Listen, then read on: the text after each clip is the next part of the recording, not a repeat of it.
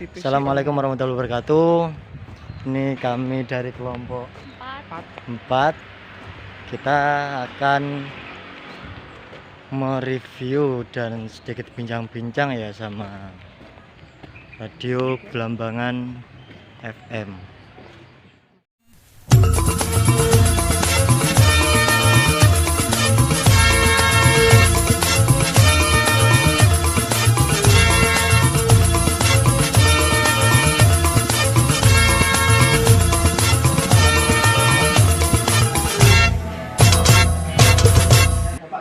Saya Riki, Mas Riki aja jangan bilang bapak deh.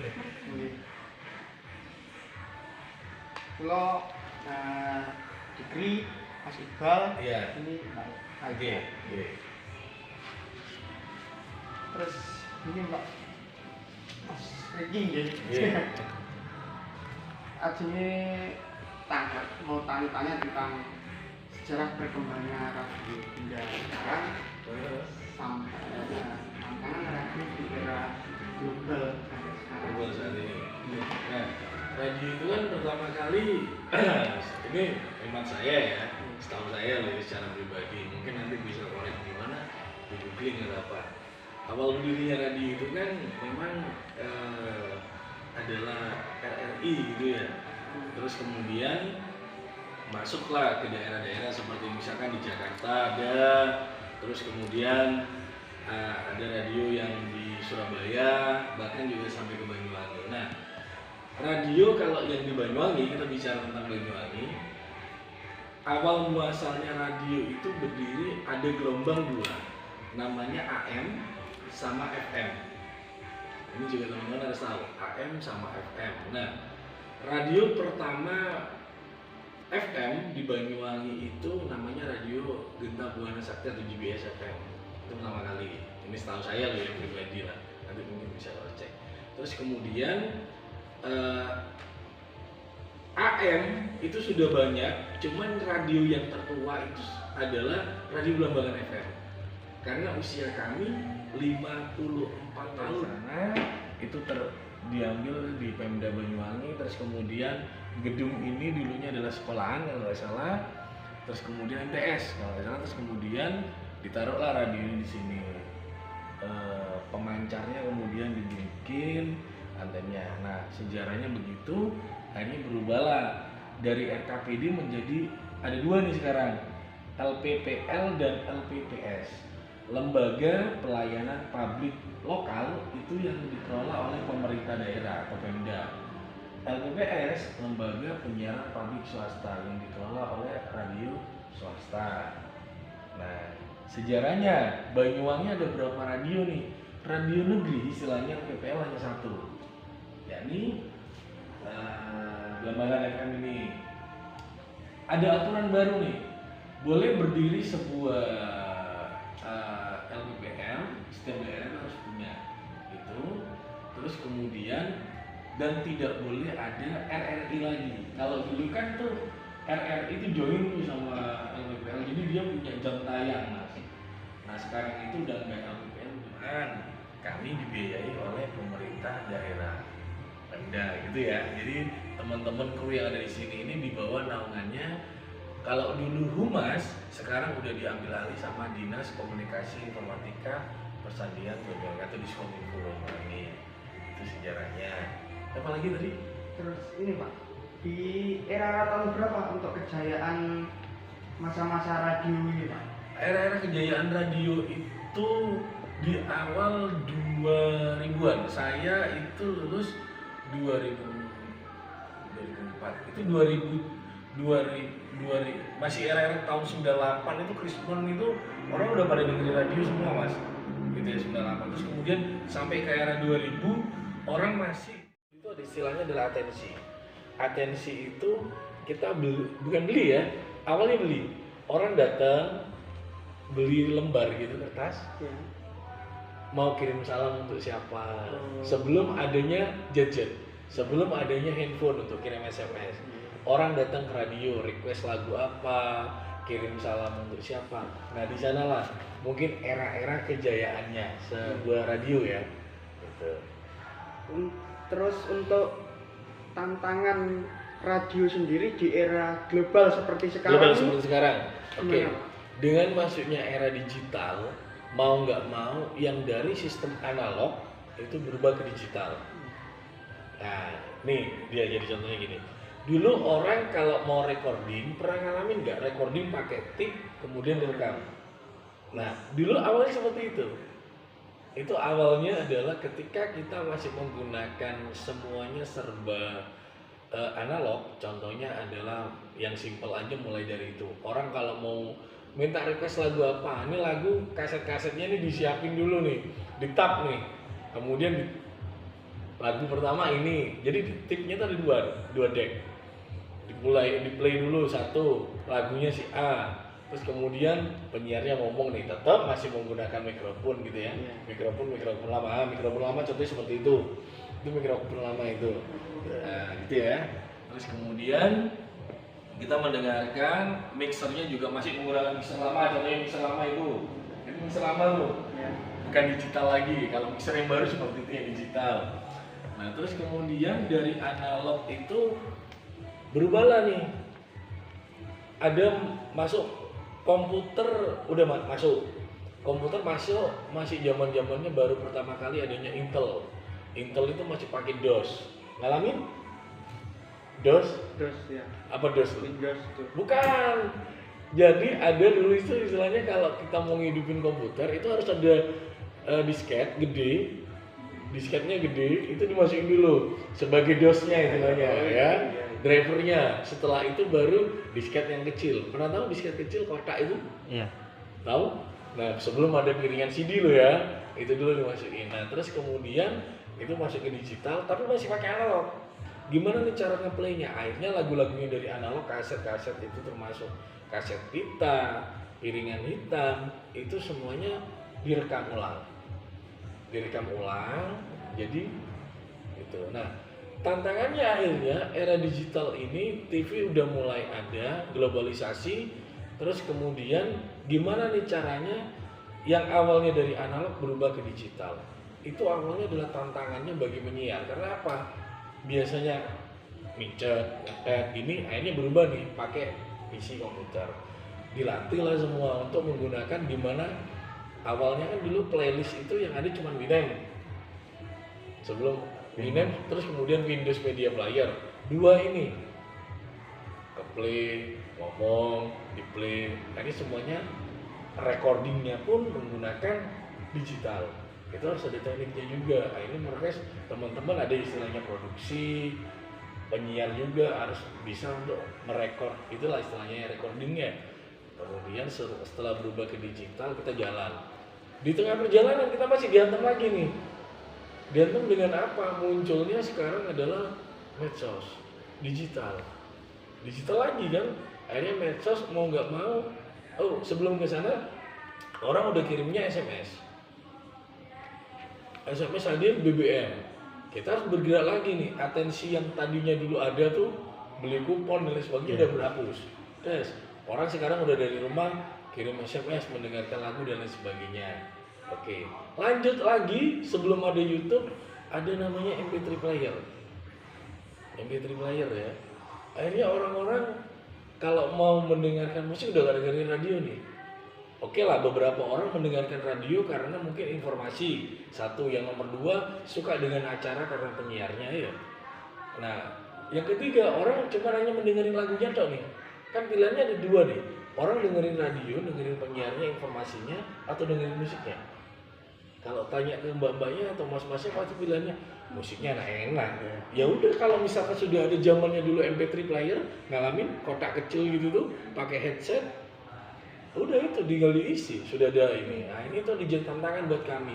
Gimana caranya orang tetap bisa mendengarkan radio. Programnya kita rubah nih, perbanyak lagunya, sedikit ngomongnya. Salam-salam gimana mas? Masih ada. Jadi Banyuwangi itu adalah gridnya C. Nah ini biar juga tahu pengalaman ya. Jakarta, Surabaya, daerah Banyuwangi. Jakarta itu gridnya A bagi radio. Surabaya itu gridnya B. Banyuwangi atau daerah termasuk Tapal Kuda itu gridnya C. Kenapa gridnya C? Karena di sini masih berkembang acara salam-salaman. Anda boleh mendengarkan radio Belambangan FM, kayaknya nggak ada salam-salamannya. Biasanya dengerin radio apa kalau Mas ya? Kalau dulu saya tahun 2006-an itu ya termasuk Belambangan, Habibullah, Bis FM. Bisa FM. Sekarang nggak dengerin berarti ya? Nah, Masnya? Gandrung. Gandrung, Ya, Selatan. Gandrung, ya. Kalau Mbaknya apa? Radio Visa FM. Radio Bis FM ya. Oke, mungkin acaranya burger, kan gitu ya? Bursa Sigel Keren Indonesia Mancanegara. Kenapa saya tahu? Karena saya dulu punya di sana. Oke, nah kemudian orang udah mulai melupakan nih salam-salam Grid C ini, orang masih senang salam-salaman. Kanggo Mbak Rihatin dan lain sebagainya itu ya. Pokoknya kalau acara dangdutan itu salam-salamannya banyak gitu. Itu mereka terkonsep, terdata. Itu Grid C. Grid B Surabaya udah gak ada zamannya seperti itu. Nah, kita meloporin nih Belambangan FM untuk ngantem itu semua. Jadi gimana caranya? Ayo dong, masa sih kita C terus? Ikut-ikutlah ke B. Kita ya banyak lah radio yang lainnya, udah gak ada tuh zamannya salam-salaman untuk radio kami, hanya informasi sedikit, ngomongnya banyak lagunya. Datang lagi medsos, Facebook, Instagram, YouTube. Gini lagi, wah gimana nih caranya? Orang dulu radio itu hanya audio, iya kan, audio. Penyiarnya yang mana? Nggak bisa lihat, mungkin suaranya. Anda kalau mendengarkan saya siaran, oh masnya ganteng, tampan dan sebagainya. Atau mendengarkan kalau Vis FM dulu ada namanya Mbak Nopi, Opi Vis, gitu ya. Sekarang ada di GBS. Mungkin orang akan beranggapan, wah ini orangnya gagah, tampan. Itu karena kita menciptakan dream Imajinasi. Ya oke lah. Mindset ke orang itu dream, istilahnya apa ya? Theater of dream. Jadi orang mendengarkan voice kita, orang beranggapan wongnya ganteng, gagah dan sebagainya. Nah itulah yang kita rasakan atau kita lakukan. Tapi sekarang dengan adanya Instagram, Facebook dan sebagainya, visualnya juga, maka kami menyediakan nih ada kamera di studio. Boleh silakan, nggak apa-apa. Jadi istilahnya gimana caranya audio plus visual. Kalau Anda lihat TV, audio visual, tapi sekarang mendengarkan radio juga bisa nonton orangnya, audio visual. Itu yang kita rubah menghadapi tantangan era digital itu tadi. Live Instagram kita lakukan, live Facebook kita lakukan, live YouTube kita lakukan, bahkan nambahin nih konten-konten, istilahnya promo acaranya kita kasih di flyernya IG. Terus kemudian kita bikin nih editing, gimana caranya orang ngelihatnya potongan-potongan. Selama ada acara talk show, kayak ada acara artis yang datang, itu potongannya gitu. Bahkan kita udah melakukan sekarang ini karena ngadepin digital, ngadepin tantangan global seperti ini, live IG. Jadi orang nggak perlu datang ke sini si narasumber, misalkan artis-artis, live IG bareng, play di radio juga tayang, IG-nya juga tayang. Jadi larinya ke medsos.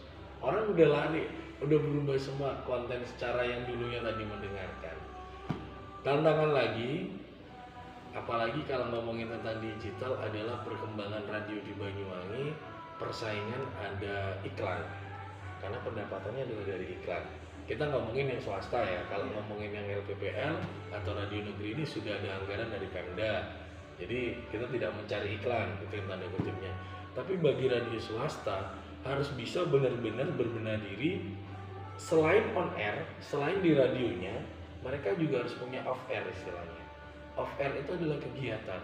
Mungkin pernah dengar Jalan Sehat bersama Mandala FM Banyuwangi, Jalan Sehat bersama Vis FM, acara apa bersama Lomba Mewarnai, itu yang dimaksud dengan off air. Jadi produk-produk iklan-iklan yang dari Surabaya, Jakarta, agensi iklan datang ke Banyuwangi, selain mereka masang iklan via radio, mereka juga meminta setiap radio itu bisa menggelar sebuah event di mana produk mereka bisa langsung kena ke masyarakat selain iklannya ditayangin di radionya. Ini jalan sampai era sebelum Covid. Ada Covid, geblak lagi. Itu pandemi. Mau nggak mau, ya bagi radio swasta mungkin ada pengurangan karyawan karena beberapa iklan udah gak bisa masuk, kecuali nih iklan yang memiliki agensi seperti PRSNI, Persatuan Radio Swasta seluruh Indonesia. Jadi PRSNI itu mereka ini ada iklan, misalkan saya punya produk ya, Koyo Cabe, saya agensinya PRSNI.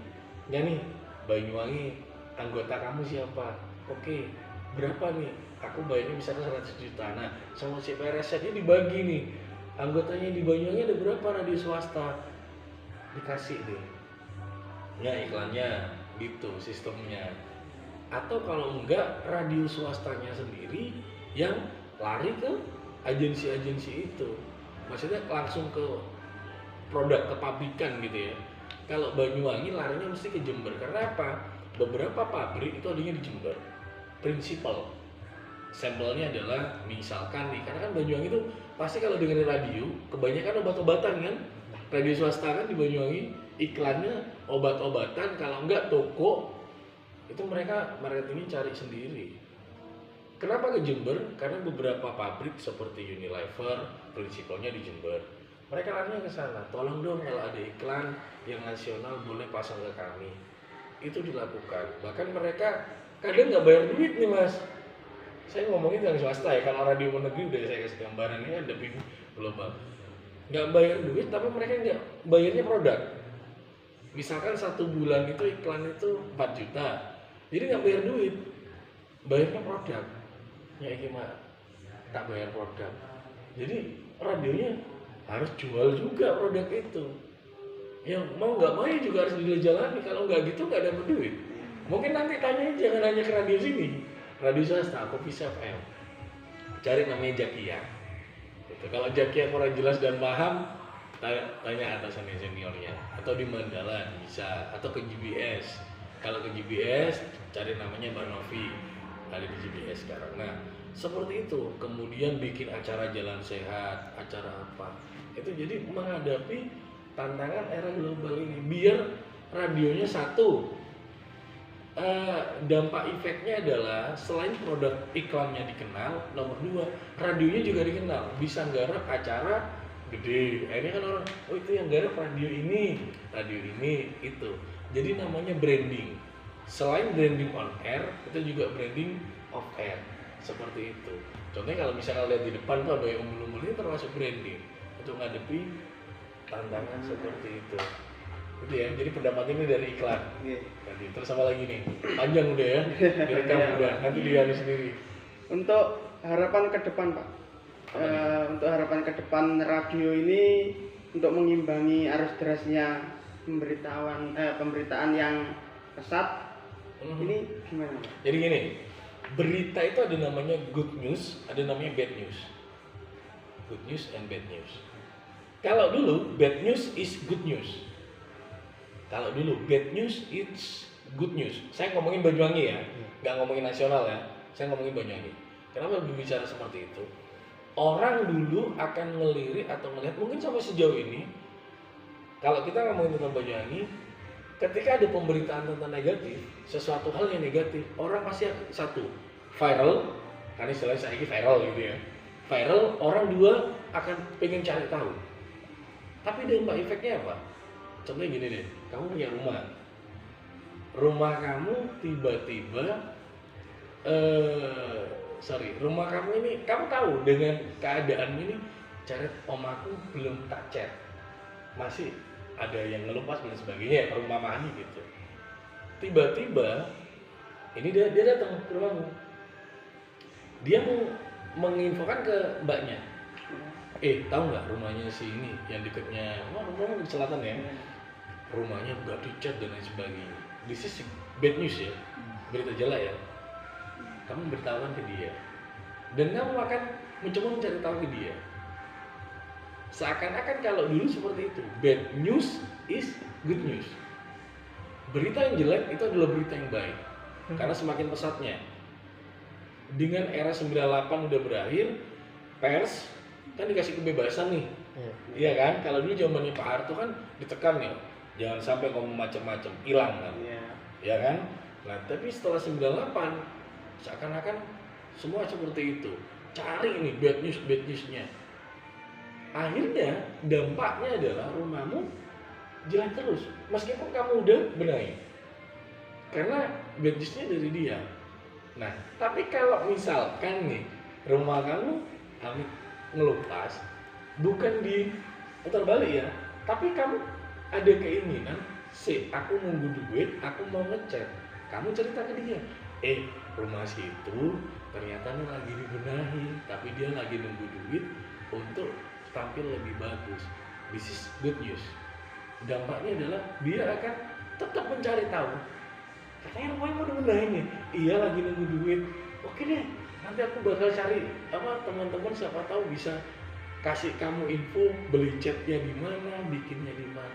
Itu Banyuwangi yang dilakukan 10 tahun terakhir. Kalau dulu bad news is good news, sekarang kita rubah nih.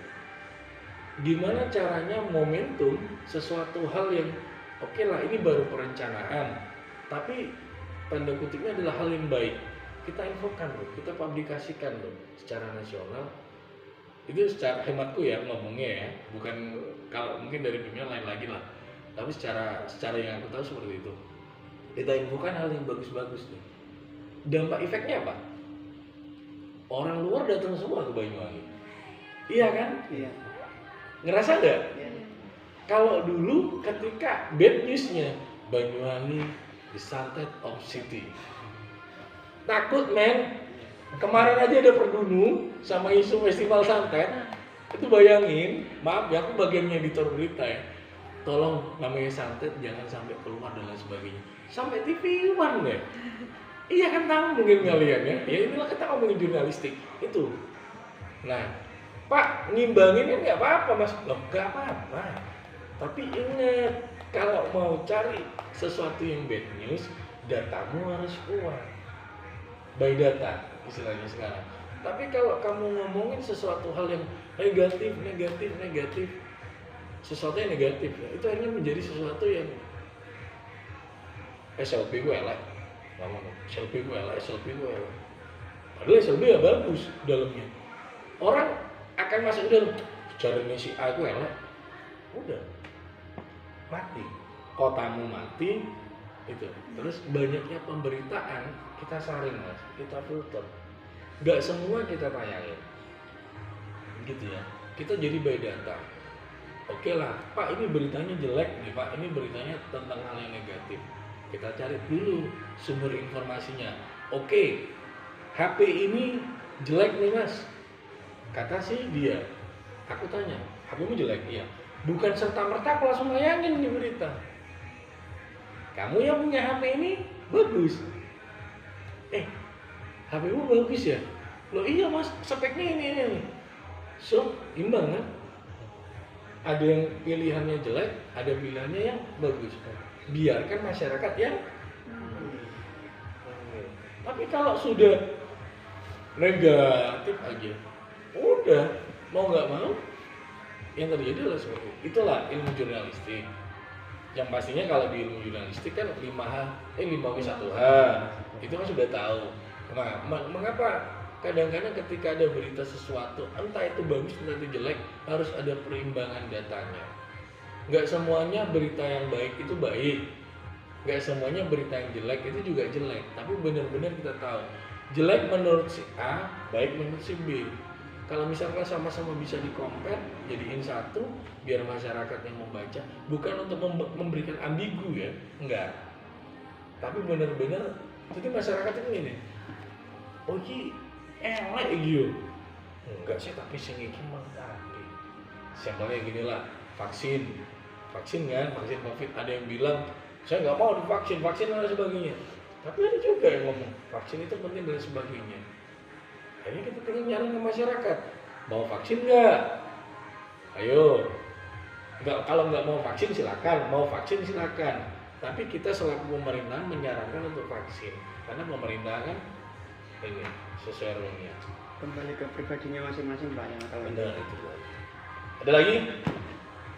Untuk selanjutnya cukup pak. Walah, sedikit lah itu baru. Ada lagi yang penting? Mungkin yang mau ditanyakan ya Pak ya mengenai program dari apa namanya yang dari dulu sampai sekarang, perubahannya, perkembangan program yang ada di Radio. Belambangan FM. Apa nih program yang dimaksud? Program apa ini? Ada program radio on air, ada program yang nampak jelas di sekitar Anda. Yang on air sih. Yang on air ya, Lebih bukan yang nampak jelas on ya. air. Ya. Tapi saya tetap kasih gua yang nampak jelas. Dulu orang melihat bangunan ini dari luar itu sintru, nakutin. Kalau malam hari Anda lewat sini pun juga masih tetap nakutin. Karena satu, jalanan ini mati. Karena kan jalur sekolah nih, yang mungkin hidupnya kalau ketika jam-jam sekolah, orang ngelihat dari luar, wah sintru dan sebagainya. Dulu, ketika bangunan ini hanya sebuah bangunan tanpa desain yang minimalis dan elegan seperti ini, orang melihat pun enggan. Di belakang itu truk, bekasnya DKP, truk habis kecelakaan, terjejer rapi 4. 2017 ada namanya program inovasi. Apa nih inovasi yang diinginkan? Satu, sebelum kita ngomongin ke on air-nya, kita ngomongin tentang infrastrukturnya yang ada. Dirubah semuanya sama kepala dinas kami. Landscape-nya dirubah di depan, parkirannya dibikin bagus. Bahkan di belakang pun kita berikan namanya amphitheater.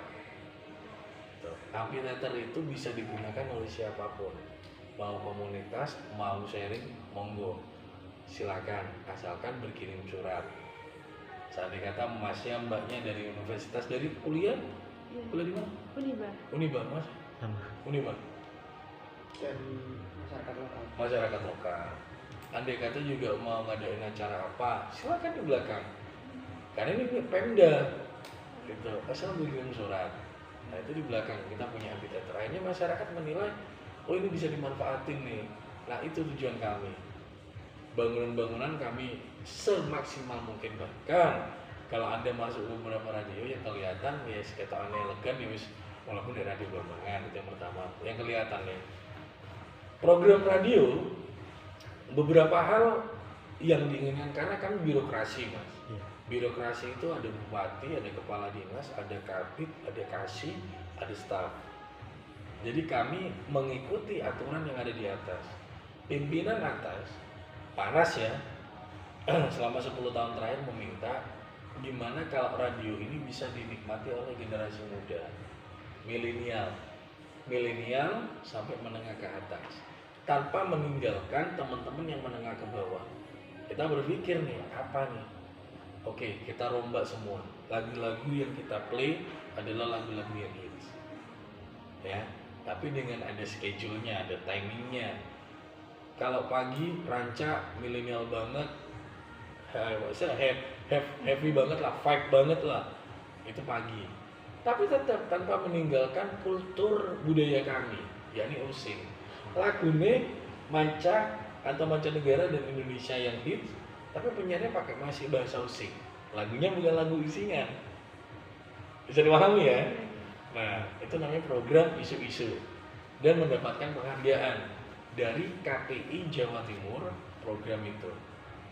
Bahkan Dinas Kominfo selaku dinas yang memberikan pelayanan publik dan mungkin juga anggaran untuk pengembangan radio ini mendapatkan penghargaan oleh Gubernur Kofifa baru-baru aja 2020 ini di Jawa Timur di Surabaya. Nah kemudian programnya kedua, program wanita, kita datengin, ada istilahnya bengkel Sakinah. Jadi ibu-ibu PKK yang dengerin di rumah biasanya itu kalau mau konsultasi tentang rumah tangga kan kadang-kadang timbang satu saling apa istilahnya datang ke rumah tetangga san-rasan yuk. Ini udah enggak, ayo kita rubah. Kita punya namanya bukan mentoring tapi istilahnya konsultan, psikolog. Silakan Anda punya masalah apa tentang rumah tangga, nggak curhat, boleh, namanya bengkel Sakinah. Akhirnya masyarakat banyak yang telepon, ibu-ibu rumah tangga tuh, saya nggak masalah, kita jalankan programnya. Acara anak muda seperti biasa lah kayak gini, itu entertain ya, informasi tentang anak muda. Malam hari Bupati kami kan menginginkan acara ini, radio ini tetap disenangi sama yang ke bawah. Semua radio sebanyuwangi, coba dengarkan. Antara jam 6 sampai jam 9 malam, ngeplaynya lagu apa? Kalau Fish, lagu Indonesia kan? Oke, Mandala lagu Indonesia. Tawangalon juga lagu Indonesia. Mancanegara kan?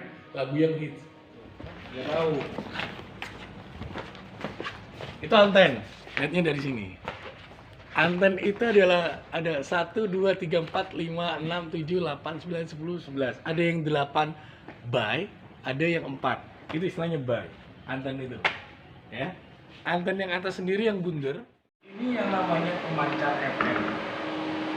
Yang resmi loh ya. Yang resmi itu seperti ini. Yang resmi seperti ini dan dia bersertifikat, berlisensi dari Kominfo. Jadi gak syukur-syukur, ini kan alat belinya di Bologna nih, RVR ini Bologna Itali. Aku datengin nih, punya duit, misalkan 400 juta, aku datengin pemancar ini. Ini gak syukur-syukur. Kamu punya frekuensi di berapa? Contohnya Belambangan FM 88,1. Itu didaftarin. Pemancarnya didaftarin ke Kominfo. Nah, oke. Terus kemudian ini.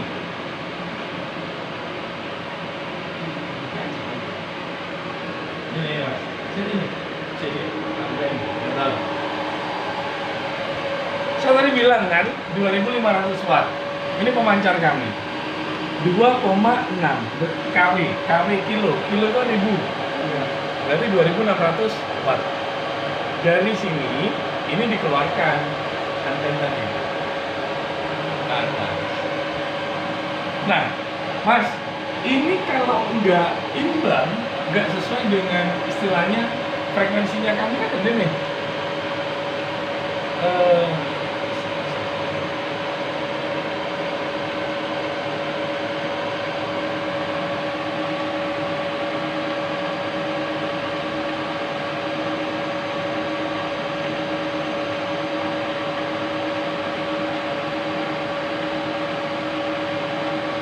Frekuensi kami ini sudah di 88,1. Iya, 88,1. Seandainya kata ini melenceng, nggak di 88,1, yang terjadi adalah yang tadi. Ada antena wong, soundnya wong, kan. Istilahnya adalah split, nyeplik. Ada dua kan. Jadi ini benar-benar 88,1 ya wis di sana. Nggak boleh lari kemana-mana. Paham ya? Itu ada definisinya. Jadi nanti sama radio komunitas kayak suku-suku. Nggak ada untuk alat-alat seperti ini, nggak ada. Iya. Itu ya. Iya. Jadi biar sama-sama tahu, radio itu bukan hanya tentang siaran. Ini adalah otak kami. Kalau ini buyar, cuma kamu punya program, kamu punya siaran. Sama sih kami bilang, kalau kira mati, ya. Ini ruang podcast kami. Ya. Ini ruang podcast kami. Jadi kalau misalkan penyiar itu mau recording podcast, jadinya di sini. Tuh. Terus kemudian ini ruang on air siaran kami. Jadi kalau misalnya ada tamu-tamu penting VIP seperti kepala dinas atau apa, aku typing deh, aku rekaman deh siarannya, tapi talk show. Ya kita ajak di sini. Nanti hasil audionya baru kita tayangkan. Seperti itu ya. Ini ruang produksi audio. Ya, ini digital semua, misalnya udah digital dan sebagainya. Kalau tadi saya cerita konvensional, sekarang udah kita rubah ke digital karena memang tuntutan. Nggak bisa tuh kalau misalkan konvensional dan sebagainya. Tapi bukan berarti kita tidak apa ya, masih yang namanya konvensional itu seperti kaset tape yang, tapi jarang ya, lagu-lagu sekarang udah dianu semua dengan kaset kita. Tapi tetap kita museumkan. Ini konvensional. Jadi masih konvensional ya masih kayak gini. Ya. Nah, ini mungkin kita belum lahir ya. Kaset seperti ini ya. Kaset-kasetnya Kus Plus volume 5 masih jadi kencing mungkin ini. Jadi dulu itu awal muasalnya tuh ya, orang-orang dengerin radio ya ini dari lagu-lagu kayak gini nih, piringan hitam. Alatnya masih ada Pak? Alatnya udah nggak ada. Masalahnya itu kalau ada alatnya mungkin saya akan klik. Terus piringan hitam di dalamnya ini.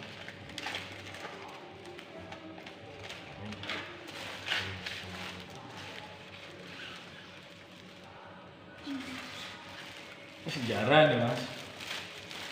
Sekarang harganya kalau dijual satu biji, ini kemarin tuh ada kolektornya gitu ya. 250.000 piringannya. Satu piringan. Iya, karena kan ini aslinya mbak. Nah terus ini kaset review, ngalamin kan kali ini ya. Ya. Kalau ini kan nggak ngalamin. Tuh, ini yang sejarah. Jas merah Pak. Jadi seperti itu ya teman-teman, kita diberikan beberapa ilmu ya cukup luar biasa sekali tentunya. Apa itu tentang dunia radio dan perkembangan di era global. Sejarah Ini tentang radio.